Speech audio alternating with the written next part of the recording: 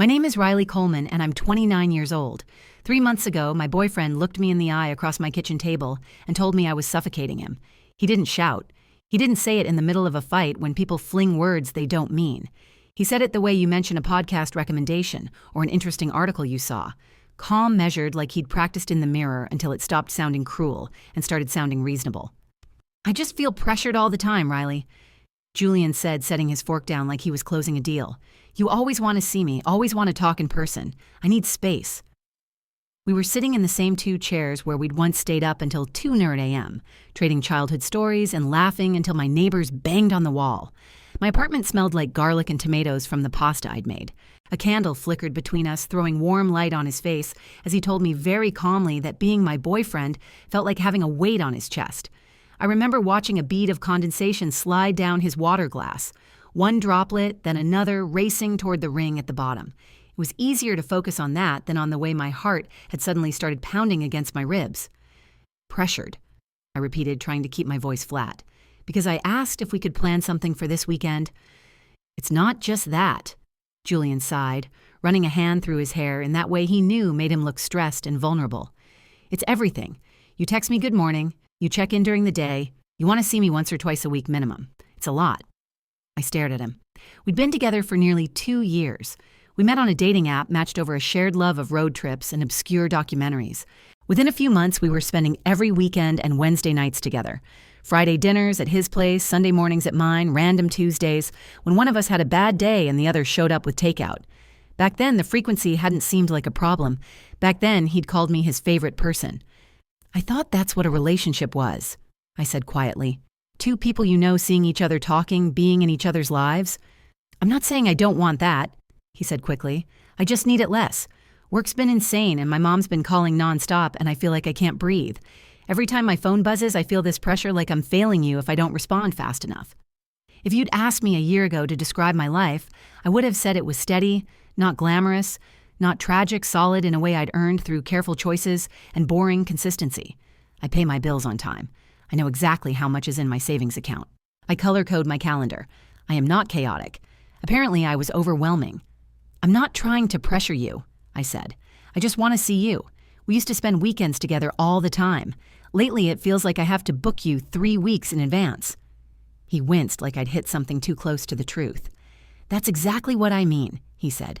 You're always trying to schedule us. Sometimes I just need time to myself to think to decompress. When you keep asking, I feel cornered. A dozen memories flashed through my mind like someone flipping through channels too fast. Me canceling plans with my friends because he said he'd had a rough week and wanted company. Me driving across town at 11 p.m. because he texted, I could really use a hug. And then falling asleep on his couch while he finished one more email. Me waiting for him at a restaurant while he messaged, sorry running late 3 times in a row. I had bent over and over again because I loved him. Because I thought that's what you do when you finally found a person you can imagine building a life with. I backed off when you said work was crazy, I reminded him. I've hardly asked for anything lately except some time together. Once a week feels like the bare minimum, Julian. He exhaled sharply and leaned back, chair creaking. From now on, he said, voice firm in a way that startled me. I want to be the one who decides when we see each other. I blinked. What? I need you to stop asking, he said. No more, when are you free, texts. No more, can we plan something? Just stop. If I want to see you, I'll reach out and we'll make it happen. I need you to respect that. For a second, I honestly thought I'd misheard him. The words felt upside down. So you want me to wait, I said slowly, until you decide you're ready to see me? Yes, he said. Exactly. That way I know I'm choosing it because I want to, not because I feel guilty. I think it'll be better for both of us. Better for both of us. The same way people say ripping off a bandage is better for you while they're the one doing the ripping. Part of me wanted to argue to tell him that relationships aren't vending machines where one person controls when connection drops down the chute. Another part of me was just tired of second-guessing every text, of wondering if he'd cancel again, of trying to read his mood through punctuation and response times. So I swallowed the lump in my throat and nodded. Okay, I said. My voice didn't sound like mine. If that's what you need, I'll wait for you to reach out. Relief washed over his face so quickly it made me nauseous. Thank you, he said. I really appreciate you understanding. This doesn't mean I don't care about you, okay? I just need room to breathe. We finished dinner in a silence that tasted like metal. When he left, he kissed my forehead instead of my mouth and said, "Talk soon," like we were coworkers signing off a Zoom call.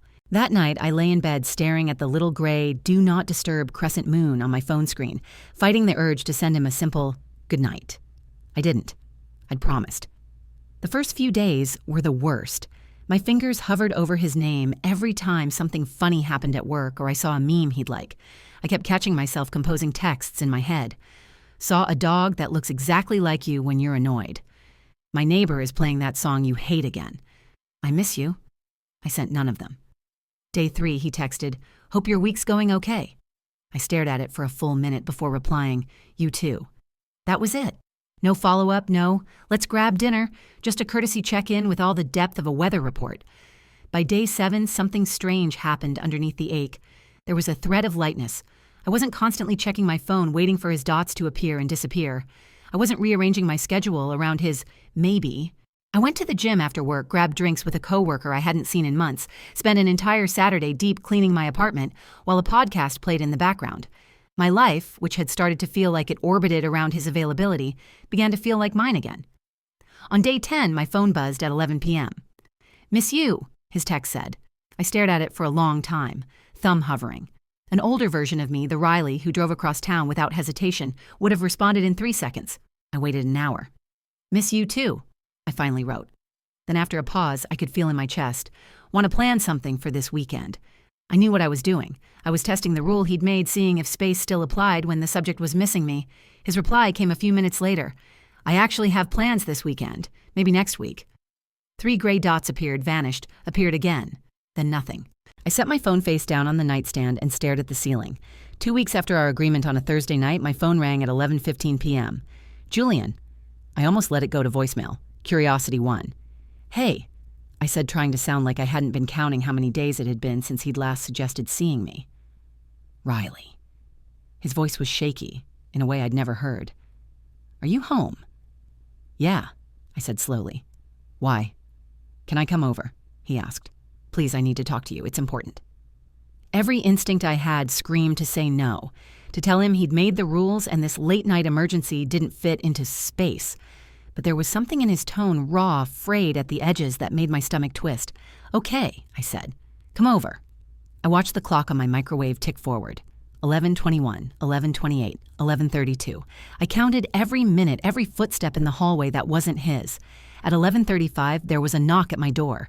I opened it to find Julian standing there, eyes red-rimmed, shoulders slumped. He looked like someone who just crawled out of a wreck. In his hands, he was holding a small cardboard box, white and pastel. The brand name printed in soft letters I recognized instantly from 100 drugstore shelves, a pregnancy test. My stomach dropped so fast I had to grip the doorknob to steady myself. "Julian," I whispered. "What is that?" He swallowed hard, jaw trembling. "We need to talk," he said, "about something I should have told you weeks ago." The candle from dinner 3 months ago flickered in my memory, the word pressured, echoing in the back of my mind. I stepped aside to let him in, knowing with absolute terrifying certainty that whatever he was about to say was going to rearrange the entire shape of my life. I stood there, with my hand still on the doorknob, staring at the box like it might start explaining itself. Up close, it was even worse. The pastel branding the word pregnancy in cheerful letters that felt grotesque in my hallway at 11 at night. "Is that—" My voice trailed off. I couldn't make myself say the word. Julian swallowed Adam's apple, bobbing hard. "It's positive," he said. "Maya took 3 of them today. They all were." The name dropped into the space between us like a stone. "Maya?" I repeated slowly. "As in your ex Maya?" He closed his eyes for a second. "Can I just explain, please?" I stepped back, and not because I was feeling generous, but because I didn't want my neighbors to hear anything from the hallway. His sneakers thudded dully against the wood floor as he walked in and set the box on my coffee table with shaky fingers like it was some sacred relic instead of a plastic stick that had blown our lives apart. I stayed standing. He sat on the edge of the couch, elbows on his knees, hands clasped so tightly, his knuckles went white. "I've been seeing her," he said finally, staring at the floor. "For a while. A few weeks." "How long is a while?" I asked. My voice sounded wrong in my own ears, too calm, too level. He exhaled. "About 8 weeks." 8 weeks. My brain did the math faster than he could. 8 weeks of canceled plans, 8 weeks of work is insane and I just need some time alone, 8 weeks since he'd told me he felt suffocated. So right around when you started needing all that space, I said. He winced. Yeah. Silence stretched between us, thin and sharp. Are you in a relationship with her? I asked. Or just sleeping with your ex on your nights off from needing space from me? He flinched like I'd slapped him. It wasn't like that, no. I folded my arms. Explain it to me then, because from here, it looks exactly like that. He scrubbed his hands over his face. We ran into each other at this networking thing for work. We started talking. It felt easy, familiar. I'd been feeling boxed in with us, and she was just... No expectations, no pressure. It just happened. There it is, I said softly. The phrase everyone uses right before the worst part. It just happened. He looked up at me, then eyes red. I didn't plan this, Riley. I didn't wake up one day and think, hey, I should blow up my life and hurt the one person who actually shows up for me. You just fell into bed with your ex while you were still with me, I said. By accident. I was confused, he insisted. I felt like you were always asking for more time, more commitment, more presence. And I didn't know how to say I couldn't give that right now without hurting you. Maya was easy. She let me be. No expectations. My laugh came out short and bitter. So it's my fault. That's not what I said. It's what you implied, I shot back. You felt pressured because I asked to see my boyfriend once a week. So you went to someone who didn't ask anything of you except your body. Got it. He pressed his lips together, eyes glossy. She told me today she's pregnant, he said quietly. She's been feeling sick, tired off, took a test on her lunch break, then another. I glanced at the box again, my stomach twisting. And you just grabbed one and brought it here like a show and tell. I asked. Why are you telling me this, Julian? What exactly do you want from me right now? He swallowed. Because I don't know if the baby is mine. The words hung in the air heavier than anything he'd said yet. I don't. I stopped, reset. What do you mean you don't know if it's yours? Who else could it be? His gaze dropped back to his hands. She's been seeing someone else, too, he said. A guy named Chris. It wasn't serious, according to her, but they've slept together. The timeline's messy. I stared at him, a slow, cold numbness, starting at my fingertips and spreading inward. So let me summarize. I said, while you were telling me you felt suffocated by my existence, you were sleeping with your ex. Your ex, who was also sleeping with another man, and now she's pregnant and doesn't know if the father is you or him. He didn't say anything. He didn't need to. When were you going to tell me? I asked. If the test had come back negative, would you have said anything at all, or would you have just kept texting me, hope your week's okay, while you sorted out your secret possible baby with your ex? I don't know, he whispered. I panicked. When she called me this morning, I felt like the floor dropped out from under me. I couldn't breathe. The only person I could think to talk to was you. Something in my chest snapped. Of course, I said. Because I'm the responsible one, the steady one, the one you go to when your life catches fire, even if I'm the one you're actively burning. Riley, why am I hearing about any of this? I demanded. You didn't respect me enough to stay faithful. You didn't respect me enough to tell me you were seeing her. But now that there might be a child involved, suddenly I'm on the distribution list. His voice cracked. Because I don't want to lose you. I stared at him, stunned by the audacity. You don't want to lose me, I repeated. Julian. You've already lost me. You just hadn't bothered to notice yet. He flinched, breathing unsteady. I'm not asking you to fix this. I needed to tell you the truth, and I needed you to know that if the baby is mine, I can't pretend it doesn't exist. I would have to step up. I'd have to be there. So this is you, what's soft, launching the idea that if you're a father, I need to adjust my expectations. I asked, that my relationship will permanently include your ex and her child? I don't know. He said brokenly. I'm trying to be honest. Honest would have been telling me 8 weeks ago that you were sleeping with Maya. I snapped. Honest would have been saying, I can't be in this relationship and also chase the comfort of my ex. He dragged in a shaky breath, eyes filling. She said something, he murmured. When she called me, she said, if it's mine, she wants it to be mine. Meaning, I asked tightly. Meaning she wants me to be the dad, he said. She thinks Chris won't stick around. He's not reliable. She said I'm stable, that I'd show up, that I'd do the right thing. Right, I said slowly, because nothing says stable like cheating on your girlfriend and getting your ex pregnant. He closed his eyes, tears finally spilling over. I messed up, he said. I know that. I know I don't deserve anything from you right now, but part of me wants it to be mine. If it is at least, then there's a reason for all of this. It wouldn't just be pointless destruction. I stared at him, feeling a strange, distant kind of pity. Not for his situation, he'd built that himself, but for the way he was scrambling to assign meaning to the wreckage. And where do I fit in exactly in this little redemption arc? I asked. What's my role? Supportive girlfriend who holds your hand while you co-parent with your ex-bonus mom to a child conceived while you were lying to me. His face crumpled. I'm not asking you to decide that now. Good, I said coldly, because I already did. He blinked. What? I took a breath, steadying my voice. I'm not doing this, I said. I'm not staying in a relationship where I'm only truly visible to you when your life catches fire. I'm not waiting around to see if DNA binds you to someone else while you keep me on standby as your emotional insurance policy. Riley, please. You told me I was suffocating you, I cut in. So I backed off. I respected your space. And in that space, you chose to fill it with someone else. That wasn't an accident. That was a decision. Several decisions, actually. He stood up, reaching for me like touch, could rewind the last 20 minutes. Don't throw us away, he begged. We've built so much. We can figure this out. We can go to therapy. We can... I stepped back out of his reach. You threw it away, I said quietly. You just waited to tell me until it became a medical emergency. His shoulders sagged. What am I supposed to do? Tell Maya the truth, I said. Tell Chris the truth. Get a paternity test. Take responsibility for the child if it's yours. He swallowed. And you? I'm not your problem to solve, I said, or your safety net to fall back on if the test says the baby isn't yours. He stared at me, understanding dawning slowly like it had to fight its way through layers of denial. You're ending this, he whispered. Just like that. Just like that about it, I said. You ended it over the last 8 weeks, one lie and one canceled plan at a time. I'm just acknowledging what's already true. His eyes were shining, his voice small. What if the baby isn't mine? He asked. Don't you at least want to see how things go? There it was, the real ask. Not right now, but later.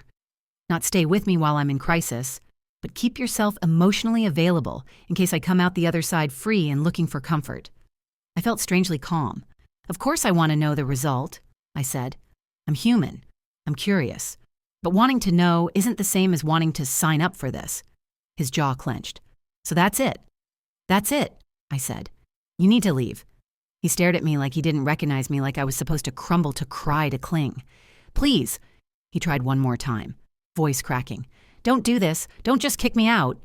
I opened the front door. You walked out first, I said softly. I'm just making it official. For a moment, I thought he might refuse to go, that he'd dig his heels in and force a scene. Instead, he looked at the pregnancy test box on the coffee table, then back at me with a pain I might have once moved heaven and earth to soothe. He picked up the box with shaking hands, walked past me, and stepped into the hallway. Riley, he said, turning back, eyes wet. I'm sorry. I know, I said. I believe you. I just don't care enough for it to change anything. He flinched like I'd hit him, then nodded once and walked away. I closed the door behind him and leaned my forehead against the cool wood, listening to his footsteps fade down the hall. My apartment was so quiet it roared. The ghosts of our early days, the laughter, the shared meals, the easy banter flashed through my mind like scenes from someone else's life. I slid down until I was sitting on the floor, knees pulled to my chest, staring at the space where he'd just been. Somewhere across town, an ex-girlfriend was clutching her own box with its plastic verdict, wondering what kind of future she'd just stepped into. And me, I was sitting on the other side of a closed door, realizing that the version of my life where Julian was my safe, steady person had been a fantasy for much longer than I wanted to admit. I didn't cry. I just sat there listening to the hum of the refrigerator and the distant traffic and understood maybe for the first time that space had never really been about breathing room. It had been about making room for someone else. I didn't sleep that night, not because I was crying. My body stayed stubbornly dry-eyed, but because my mind wouldn't settle. I lay on my back staring at the ceiling, the faint glow from the streetlights cutting pale stripes across my bedroom. Every time I closed my eyes, I saw the pastel box on my coffee table. I saw Julian's face when he said he didn't know if the baby was his, around 5:00 a.m. Exhaustion finally dragged me under, but not for long. I woke again at 6:45 a.m., adrenaline already pulsing. I called my manager and said I wasn't feeling well. My voice was steady, which somehow made it worse. I spent the morning cleaning, not the peaceful, meditative kind. This was frantic compulsive, like if I scrubbed hard enough, I could erase the last 8 weeks from the walls. I wiped down the counters twice, vacuumed the same spot of carpet 3 times, laundered sheets that weren't dirty. By noon, my apartment looked like a staged rental. Sterile, impersonal nothing at all, like the place where I'd laughed with Julian on Sundays over pancakes, or where I'd fallen asleep on his chest watching documentaries we never finished. That was the thing I kept circling back to. How real it had felt. How real I'd believed it was. My phone buzzed on the counter.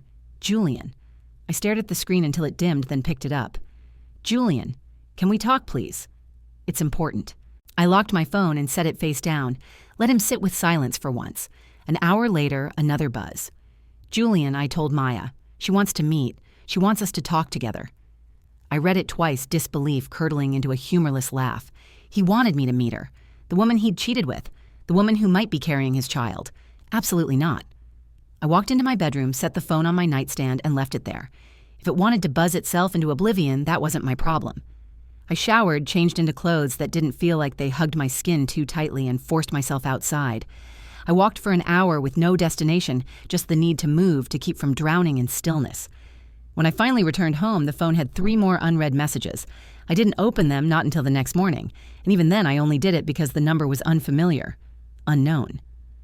Morgan. Sorry, Riley. Correction. This is Maya. I think we should talk. My stomach dropped. So Julian had given her my number. Of course he had. Why wouldn't he? I was his responsible person, his emotional janitor, his crisis manager. Now, apparently, his ex's support line. I tossed the phone onto my couch like it had bitten me. 10 minutes later, it buzzed again. Maya, I'm not trying to fight. I feel like we deserve to hear each other's side. Julian said you might want clarity too. Clarity. That word hit something raw because clarity was the one thing I did want. Not for a relationship reconciliation.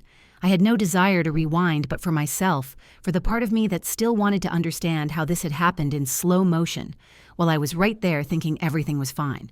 I typed out 6 responses before deleting them. Finally, I settled on, we can talk, neutral place, public daytime. She replied almost immediately, the roastery on Main tomorrow at 3:30 p.m.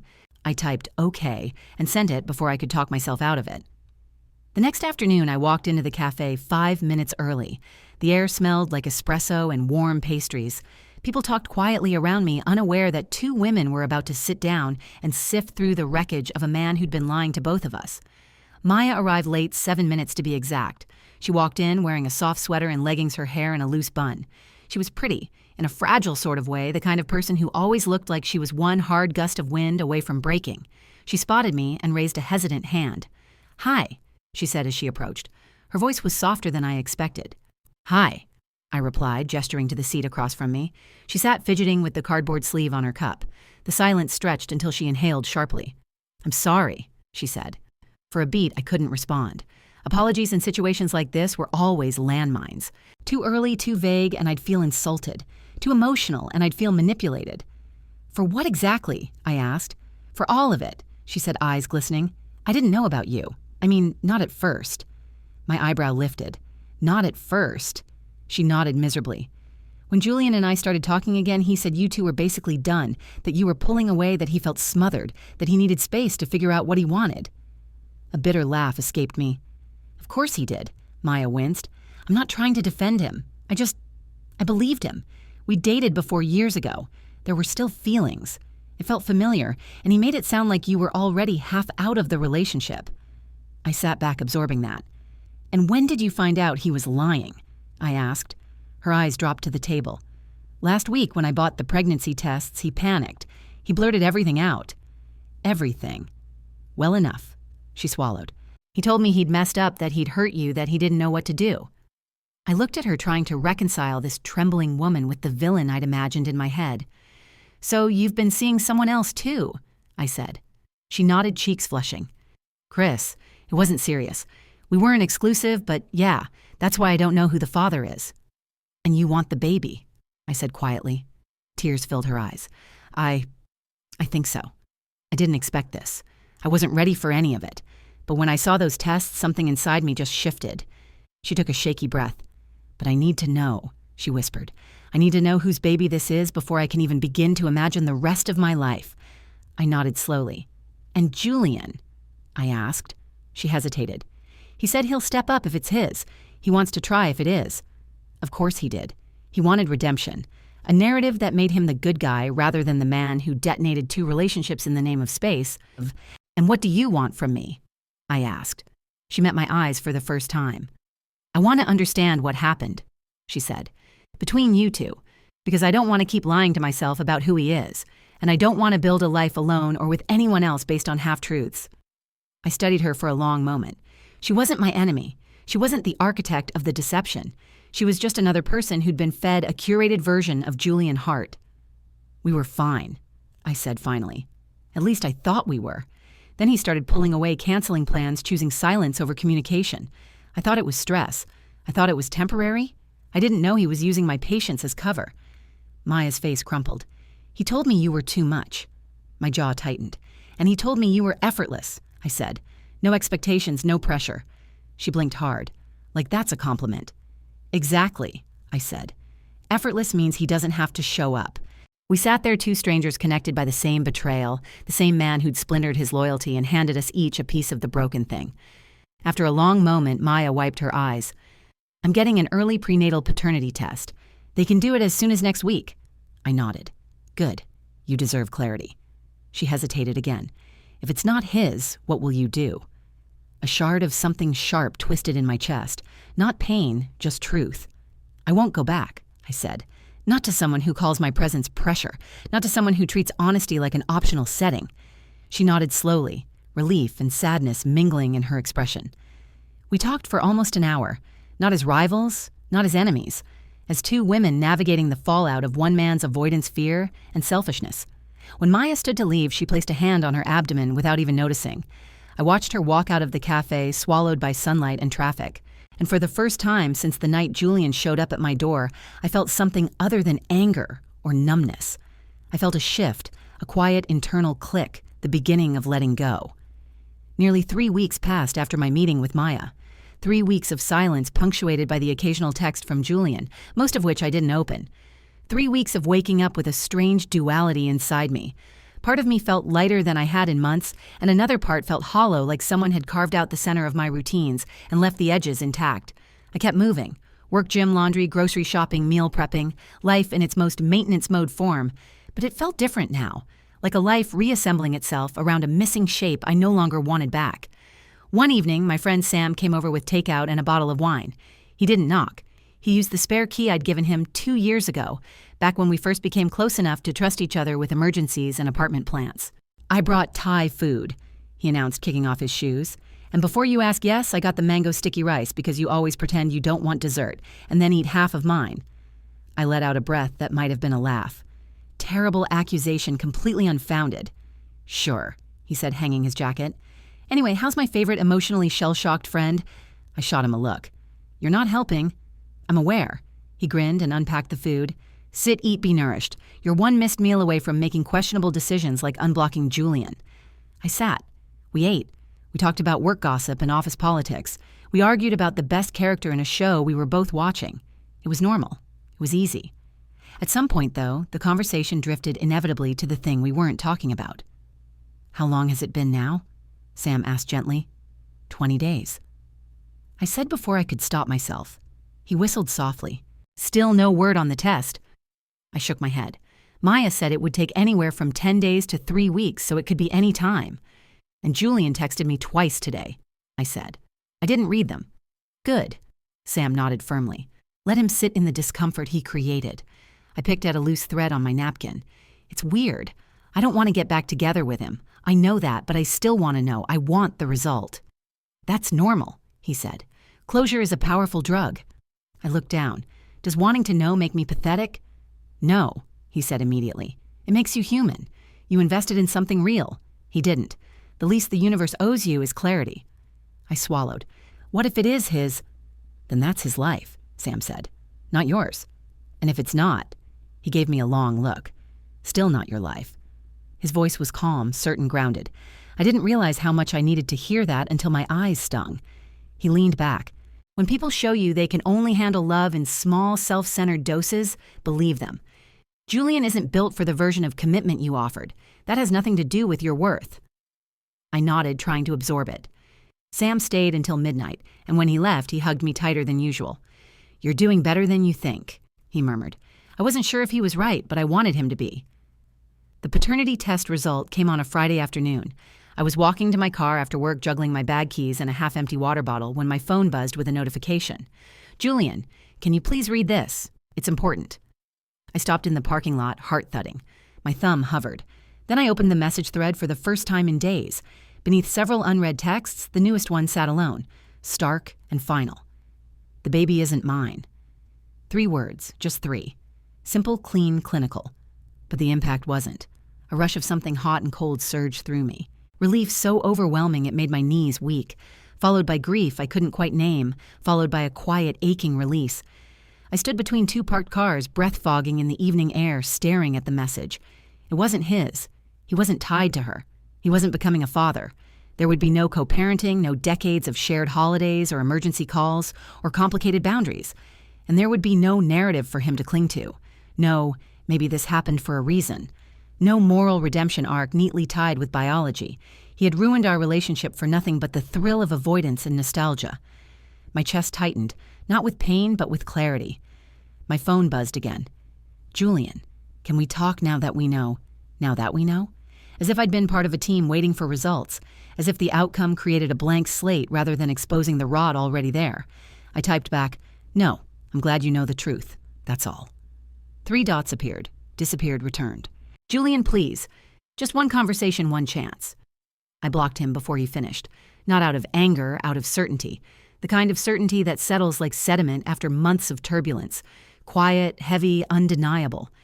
A week later, through a mutual acquaintance who remained annoyingly neutral throughout all this, I learned that Julian and Maya had tried to see where things could go after the results came back. It lasted 2 weeks, then it imploded. Apparently, Julian wanted the fantasy of being needed without the responsibility. Maya wanted stability without the conditional affection. Neither got what they wanted.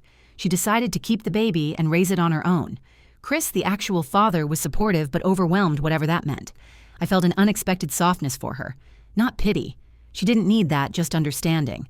A quiet recognition that she had been caught in a storm she didn't fully see coming. But that wasn't my story anymore. As for me, I started therapy a week after the test results. The first session felt awkward, like stepping into a new pair of shoes. The second felt like taking a breath I hadn't realized I'd been holding for months. My therapist, a woman named Dr. Evans, with warm eyes and a sharper brain than Julian ever deserved me using on him, said something during session 3 that stuck with me. People who fear disappointing others often project that fear as pressure. They rewrite the dynamic to make themselves the victim of expectations no one actually placed on them. I sat with that for days. Julian wasn't suffocated. He was scared. And instead of owning that, he built a narrative where my presence became the problem. That truth stung, but it also freed something inside me. Now I'm not dating. I'm not rushing. I'm not manifesting a better relationship or journaling my way into a new love story. I'm just living. Some mornings I feel lighter. Some nights I'm still angry. Some afternoons I'm peacefully indifferent. That's healing. Not linear, not graceful, but honest. What I know now, with the kind of certainty that only comes after losing something you never fully had, is this. I will never again settle for being someone's safe option. I will never again mistake someone's emotional absence for depth.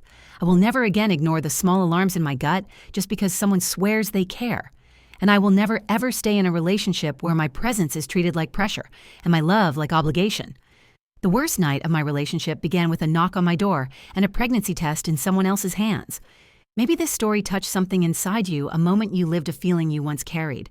If it did, share your thoughts or your own experience in the comments. And tell me where you're watching from so I can create more stories just for you. But before you go, I want to leave you with one final thought about space. It's become such a buzzword in modern dating, hasn't it? We're told to give people space to not be needy, to be the cool girl who never demands anything. But there is a massive difference between taking space to recharge and taking space to run away. Julian used the concept of space as a weapon. He used it to make me feel small, to make me question my own reasonable needs for connection. And while I was busy shrinking myself to fit into the tiny corner he allowed me, he was expanding his life with someone else. Don't let anyone convince you that your need for consistency is a flaw. If you have to beg for a text back, if you have to schedule your partner like a dentist appointment weeks in advance, that's not a relationship. That's a subscription service they're trying to cancel. You deserve to be someone's favorite part of the day, not the obligation they're trying to avoid. It's been a few months now, and my apartment feels different. It's not empty, it's spacious. And for the first time in a long time, the only pressure I feel is the pressure I put on myself to be happy on my own terms. Thank you for listening to Riley Coleman's story. Until next time, take care of your heart.